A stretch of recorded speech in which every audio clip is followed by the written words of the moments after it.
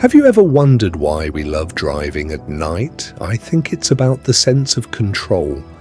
The world around you is swallowed by a pitch-black void, while you sit in a small, illuminated cabin, hurtling toward the unknown at 70 miles per hour. Your headlights only reveal a fraction of the road ahead. The rest is left to your imagination. That night, I was on an interstate highway, cutting through the endless forests of Pennsylvania. My goal was to make it to New York for an important meeting the next morning.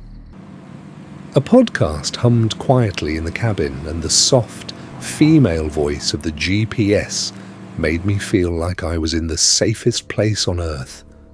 But one thing was bothering me: exhaustion. On American highways, fatigue isn't just about feeling sleepy. It's the threshold before the hallucinations begin. I had been on the road for hours. My eyes were burning and my mind was beginning to lose itself between the white lines on the pavement. Just 50 more miles, I told myself, then I'll stop. Suddenly, my GPS issued an unexpected command: turn left. You can save 20 minutes via an alternative route.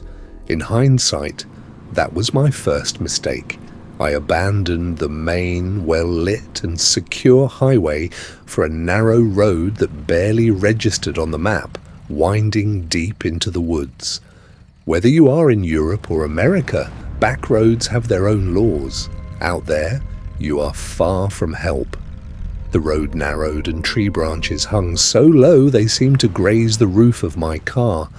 There wasn't a single street lamp in sight. I was completely alone. That was when I noticed them in the rearview mirror. Two pale yellow lights. At first I thought it was just another traveller, but they came far too close. The glare filled my cabin, blinding me. I sped up. They sped up. I slowed down. They slowed down. This wasn't a game, it was a pursuit. My heart began to race. In the modern world, we are conditioned to feel safe. We have phones in our pockets and airbags in our cars.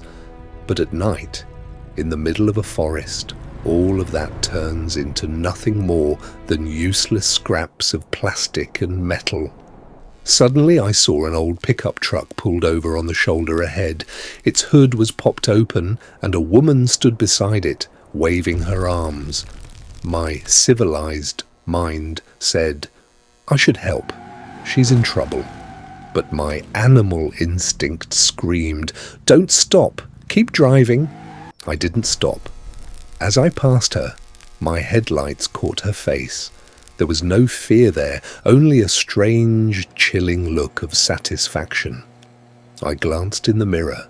The car that had been tailing me pulled over right next to her pickup. They knew each other. It was a trap. In that moment, I realized how incredibly gullible the modern world has made us. We watch movies about doing the right thing and forget about real-world danger. I floored the accelerator. I grabbed my phone. 0 bars. No signal. That is when true terror sets in. We entrust our lives to signals, waves, and satellites. When they vanish, we are left naked against nature. The road felt infinite. Every shadow of a tree looked like a silhouette. Every snap of a branch sounded like a gunshot. I began talking to myself, not out of madness, but as the only way to stay sharp. You're going to live, Jack. Just keep your eyes on the road. Miles later, a flickering neon sign of an old gas station appeared in the distance. It looked like one of those abandoned spots from a Hollywood horror movie. Dim lights, creaky doors. But to me, it was a sanctuary. I slammed on the brakes and bolted into the store. The clerk, an old man with a face etched like a road map, didn't even look up. He was just reading a newspaper and sipping coffee. I'm being followed, I panted. The old man slowly raised his head. His gaze was cold and unnervingly calm. The black pickup? He asked. Yes. You know them? He took a deep breath and said quietly, "They aren't from around here. They only look for the lost and the tired. You're lucky, son. Not stopping is what saved you." He handed me a cup of coffee. My hands were shaking. The bitter taste of that coffee made me feel the raw value of life. We often chase luxury in expensive restaurants and fancy lifestyles, forgetting that true happiness is simply being in a safe place with a cup of coffee. I never made it to that meeting. I stayed at a nearby motel. The next morning I drove back to that spot, this time in broad daylight. I found the place where the woman had been standing. There was no pickup truck, but I found something terrifying on the ground, several heavy-duty spikes and bits of chain. If I had stopped, not only would my tires have been shredded, but I would have become a part of those woods forever. That night taught me the most important lessons of my life. First, trust your instincts. No matter how civilized or technological we become, the primitive human inside us senses danger faster than any gadget. If something feels wrong, it is wrong. Second, saving time isn't always a gain. We are always looking for shortcuts and quick fixes.